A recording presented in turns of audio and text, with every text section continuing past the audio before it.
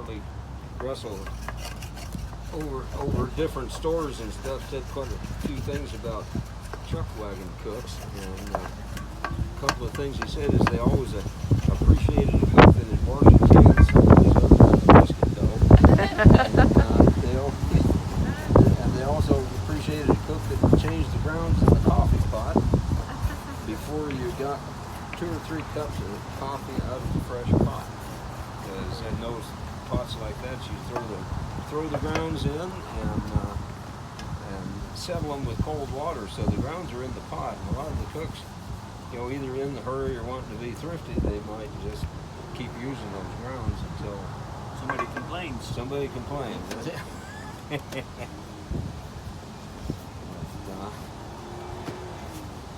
This is the raccoon portion of picked biscuit making.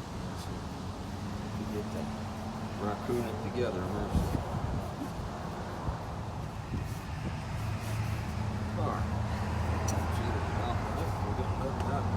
Sit for a minute. I gotta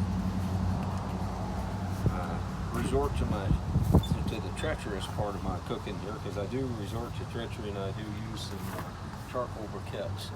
I don't understand the scientific reason why, but you can boil the daylights out of them here, and they do not stick. They don't. It amazes me. I don't know how it does it, because I can take the same pot and put it on the stove at home and cook the same beans in it. I've got to stir them every 5 or 10 minutes to keep them from sticking.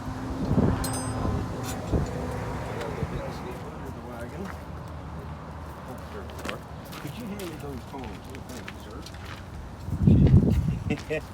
The old joke was if Cookie didn't sleep under the wagon, he generally threw the dishwater under there so nobody else could. And it was pretty much everything around that wagon was his. And the thing about it was there was quite a few rules at the Chuckwagon about behavior and stuff like that, because the cook was king in his small kingdom there. And cowboy etiquette? What's that? Cowboy etiquette. Cowboy etiquette, that's what it was, because they knew that they did not come riding in upwind to camp and getting dust in the kitchen. You did not come picking around in that chuck box without being invited, because that was the cook stuff in there, and you had to have permission. And you did not, the old rule at the Chuckwagon too was just like at home with your mom. You could eat as much as you could take, or eat as much, or take as much as you can eat, but eat everything that you take. Because Cookie saw you scraping a bunch of scraps into what they called the squirrel can, and the squirrel can was just where they, you scraped your plate off into. You were on his list, because he doesn't need to be doing all that cooking for you to waste it. And you were expected to scrape your plate in the squirrel can until it was about clean enough to eat off of, because that made the dishwater go further. Oh yeah, I suppose it would. There's a whole lot of things like that. Just dusted that out, and that keeps the, if you just put the biscuits in, you don't really have to wash it. You just dust those crumbs out, and then put a little more lard in it. Dust a few crumbs out.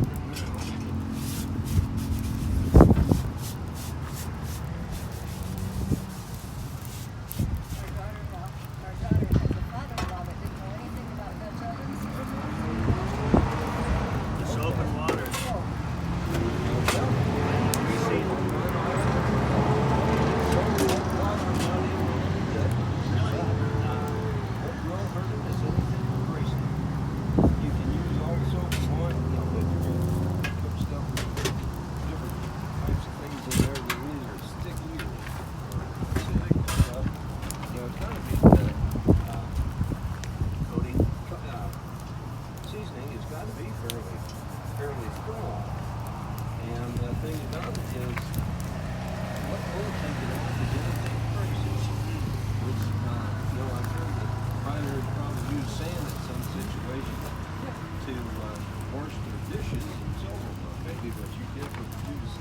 nuts in.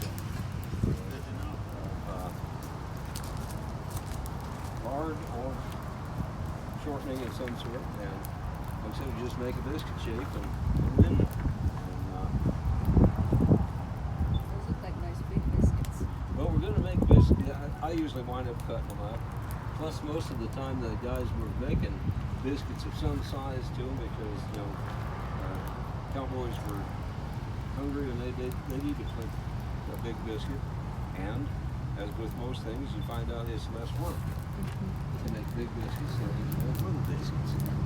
It's down south they call them cat head biscuits. They're called what? Cat head biscuits. They're about the size of a cat head.